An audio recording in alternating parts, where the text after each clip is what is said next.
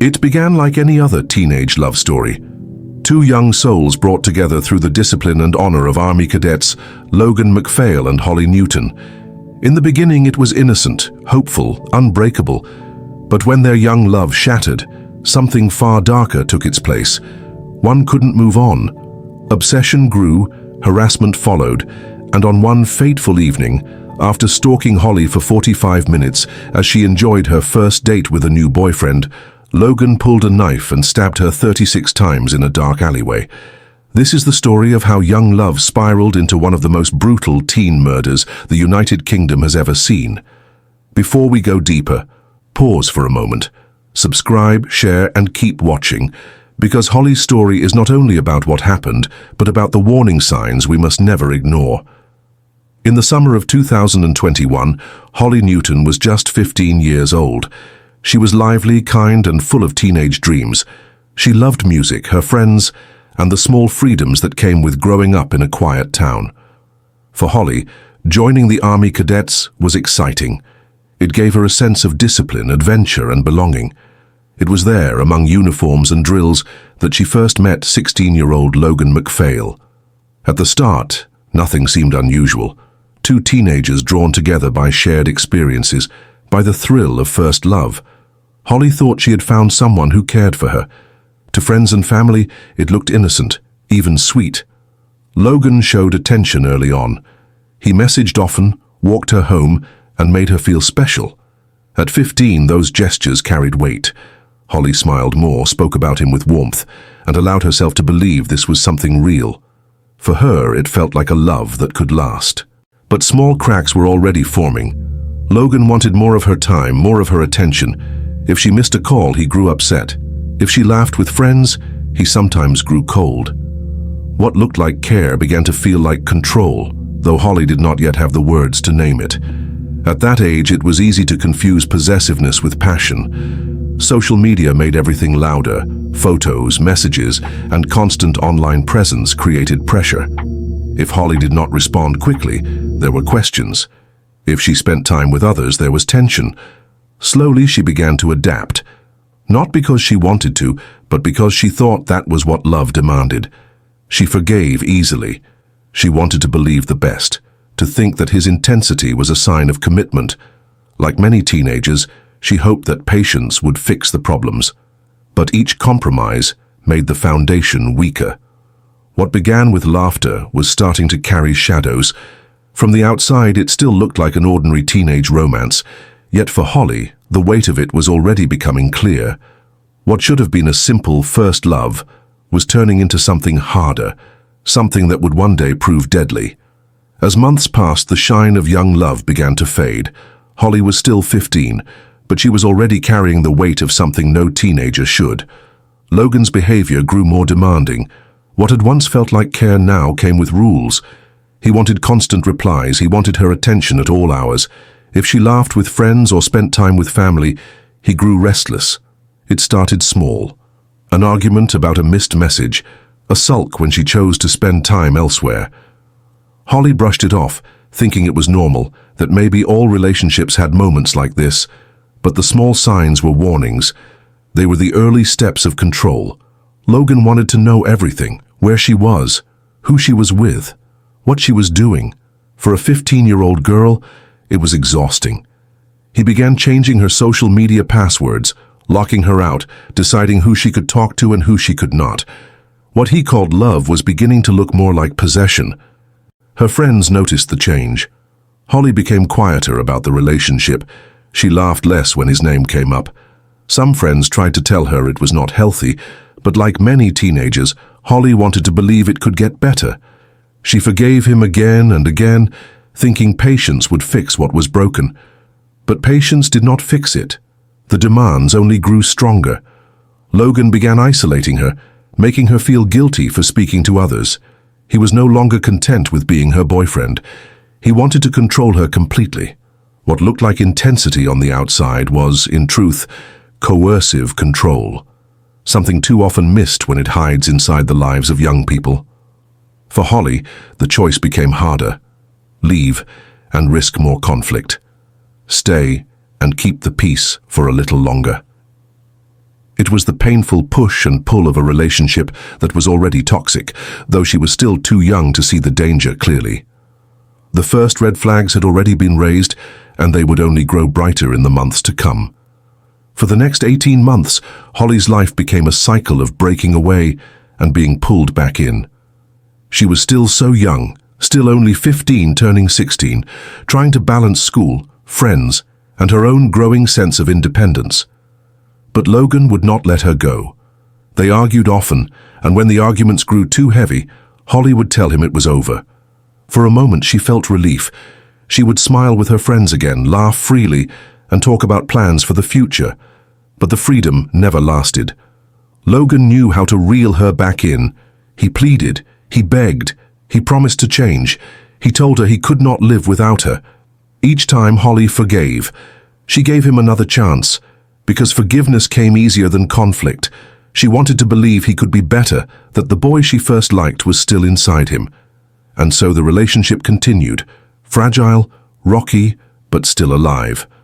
Her family began to notice the toll it was taking. Holly's spark dimmed. At times she seemed anxious, carrying a quiet weight she could not always share. At school, friends spoke of how her phone buzzed constantly, messages from Logan filling her day and night. When she tried to step back, the pressure only grew stronger. This on and off pattern is one many teenagers know too well. It feels like love, but it is really controlled. Each breakup gave Holly a glimpse of freedom, but each reconciliation pulled her deeper into danger. Logan was not willing to lose her, and with every cycle his grip tightened. By January of 2023, Holly had reached her limit. She had seen enough. She had felt the fear, the weight, and the pressure. She told him it was over, not for a week, not for a month, but forever. To her, it was a chance to reclaim her life. To him, it was the final rejection he could not accept. By the start of January in the year 2023, Holly Newton was certain of one thing. Her relationship with Logan McFale was finished. She was 15, almost 16, and she had carried more than a year of tension, arguments, and control. Now she wanted her freedom. She told him it was over, not just another pause, not another short break followed by promises. She was done. Holly was determined to cut ties and move forward with her life. For the first time, she stood firm. She ignored his calls, left his messages unread, and refused to answer when he reached out. But Logan was not ready to let go. His messages multiplied. His calls came at all hours. When she refused to answer, he turned to those around her. He contacted her friends. He reached out to her family. He begged them to convince her to speak to him, to give him another chance. But Holly stayed silent. The silence enraged him. In his mind, if she would not speak to him, she would not speak to anyone. He took control of her online life. He hacked into her social media accounts. He changed passwords, shut her out, and tried to cut her off from the world. To him, this was not about love anymore. It was about control, power, and possession. Holly's mother, Michaela, began to see just how dangerous Logan was becoming. The constant attempts to reach Holly, the uninvited visits, the strange messages. Michaela felt the unease building. She knew something was wrong, but like many parents, she hoped the situation could still be managed. What no one realized at the time was that Logan had already crossed the line from obsession into something much darker. In his mind, Holly was his, and if he could not have her, he would make sure no one else did. The breaking point had been reached, and from here there was no turning back. On the night of Thursday, the 26th of January, in the year 2023, Logan McFale made his move. He slipped out of his home in Gateshead and boarded a bus that carried him more than 40 miles to Haltwhistle, the small town where Holly Newton lived. The air was bitterly cold, the streets were quiet, and the journey was not one a teenager would normally take alone at night. But Logan was not thinking about the cold or the distance. His mind was fixed only on Holly. When he arrived, he headed straight for her house. He lingered outside in the dark, hidden by shadows, waiting for any glimpse of her through the windows. For hours he stood there, sending message after message, trying to force a reply. Inside, Holly refused to answer. She was frightened, and she had every reason to be. Logan grew more desperate. He turned his attention to Holly's younger sibling, who was inside the same home. His messages became more alarming, more reckless. "Open the window," he urged. "She doesn't have to see me. Just throw your key down and I'll sneak in." It was the request of someone who no longer respected boundaries, someone willing to cross into dangerous territory to get what he wanted. Holly's sibling refused. Meanwhile, back in Gateshead, Logan's family realized he was missing. They grew anxious and contacted the police. Officers soon found him wandering the streets near Holly's house, restless in the freezing night. When they questioned him, Logan claimed he had only come to collect a games console he had left behind. He told the officers he was simply there to pick it up. Believing his story, they drove him back home.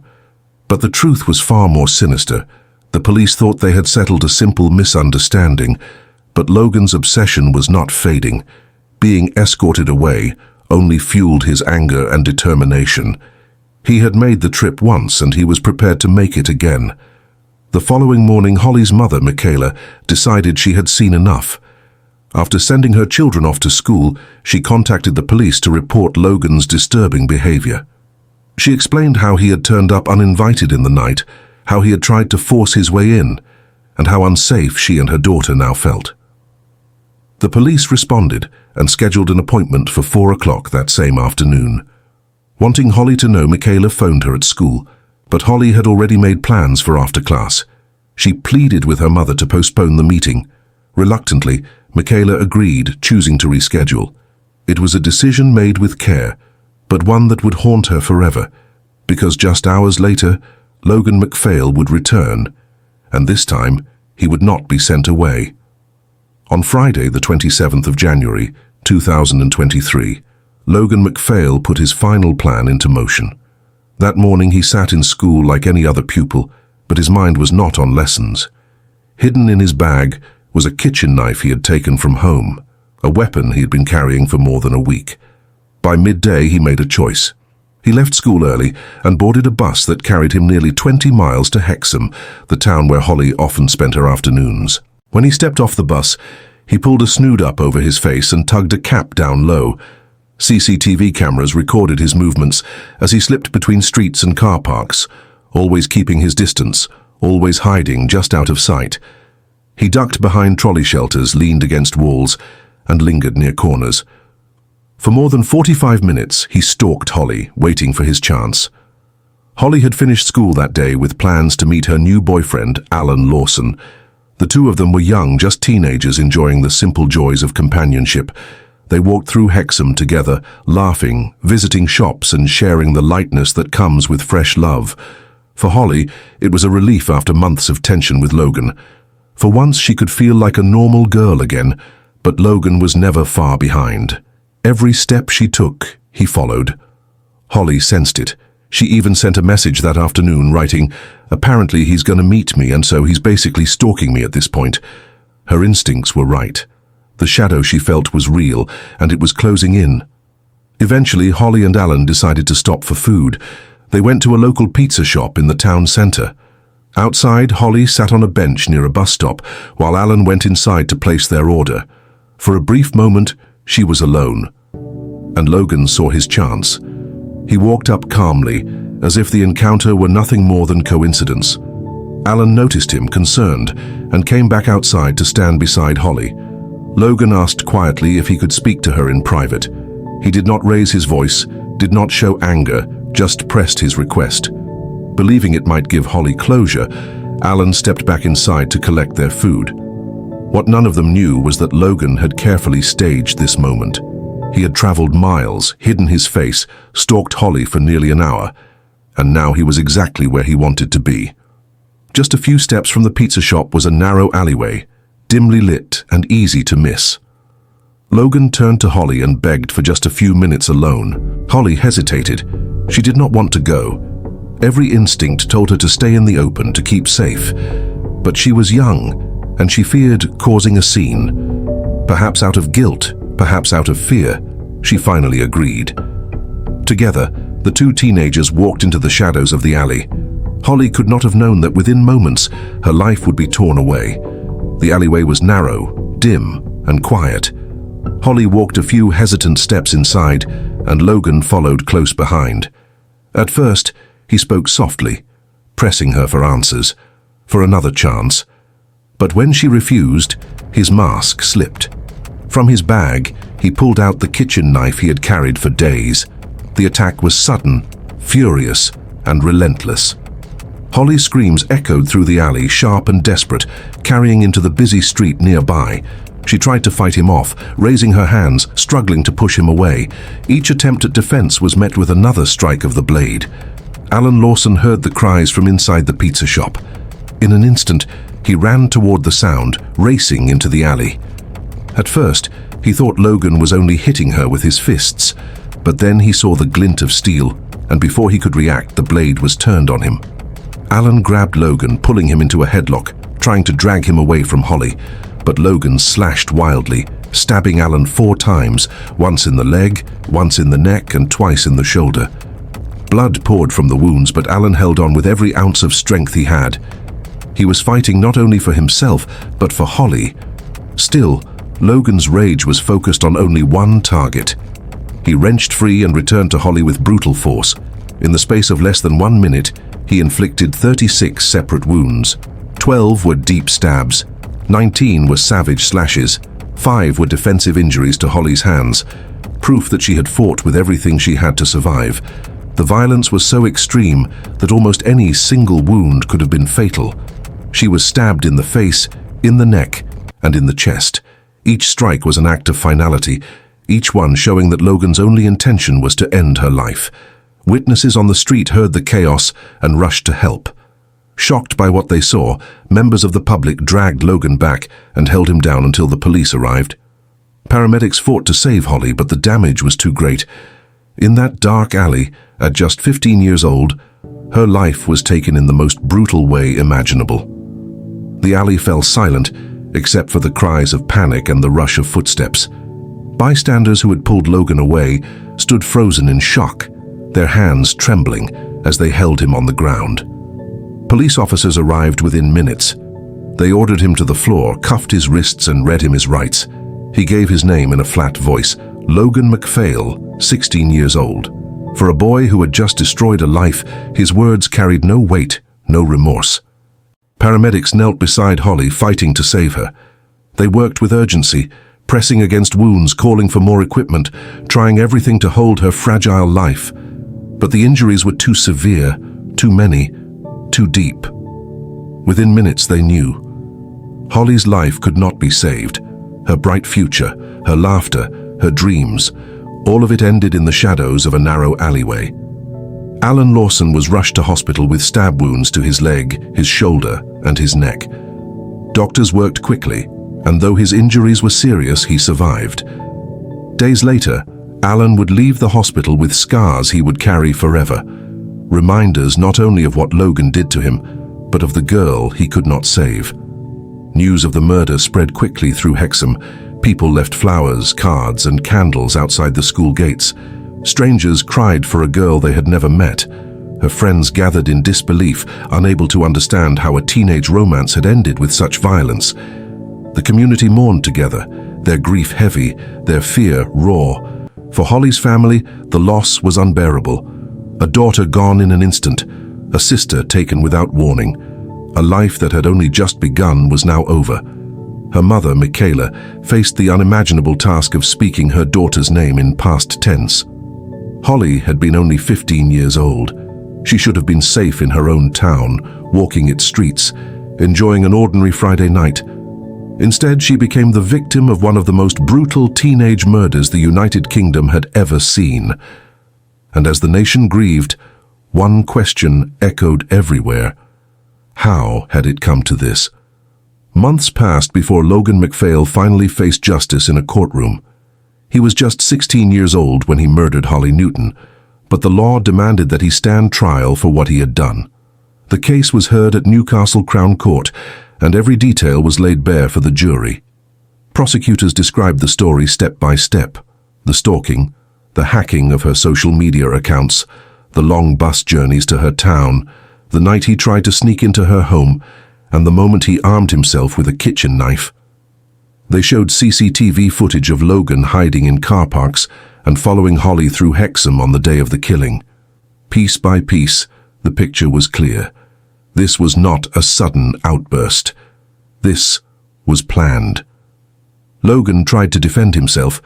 He told the court he had intended only to hurt himself that day, not Holly.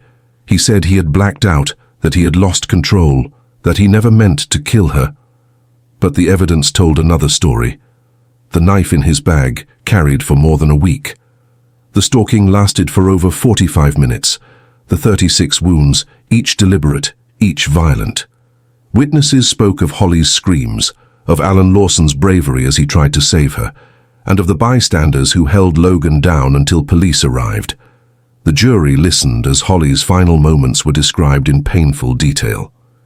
If you made it this far, hit like and subscribe to the channel right now, and also share this video to people you love. See you on our next episode.